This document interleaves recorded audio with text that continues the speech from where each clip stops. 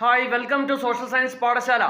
1750 ചരിത്ര പ്രസിദ്ധമായ തൃപ്പടിദാനം. മാർത്താണ്ഡവർമ്മ എന്ന തിരുവിതാംകൂർ രാജാവ് തൻ്റെ രാജ്യം പരദേവതയായ പത്മനാഭസ്വാമിക്ക് സമർപ്പിക്കുന്നു.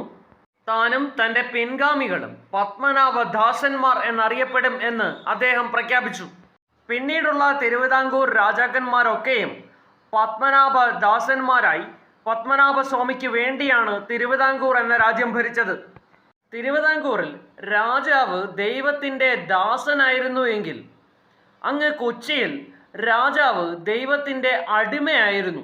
രാജാവ് മാത്രമല്ല, രാജകുടുംബത്തിൽ ജനിക്കുന്ന ഓരോ കുട്ടിയും ഇത്തരത്തിൽ പരദേവതയുടെ അടിമയാണ് എന്നായിരുന്നു സങ്കല്പം. ഇങ്ങനെ അടിമയാക്കുന്നതിനായി ജനിച്ച് അധികം കഴിയാതെ തന്നെ അവർ ഒരു ചടങ്ങ് നടത്തുമായിരുന്നു. ഈ ചടങ്ങാണ് അടിമകിടത്തൽ എന്ന് അറിയപ്പെടുന്നത്.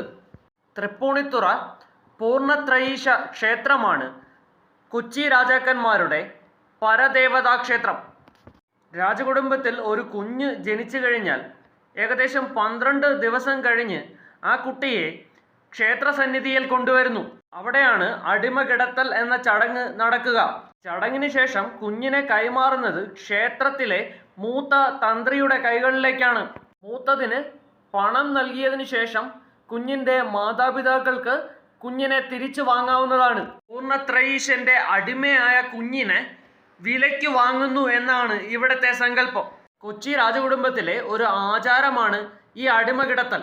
എന്നാൽ ഇന്ന് കേരളത്തിലെ പല ക്ഷേത്രങ്ങളിലും ഈ അടിമകിടത്തൽ എന്ന ചടങ്ങുണ്ട്, പ്രത്യേകിച്ചും ഉത്തര കേരളത്തിലെ ക്ഷേത്രങ്ങളിൽ.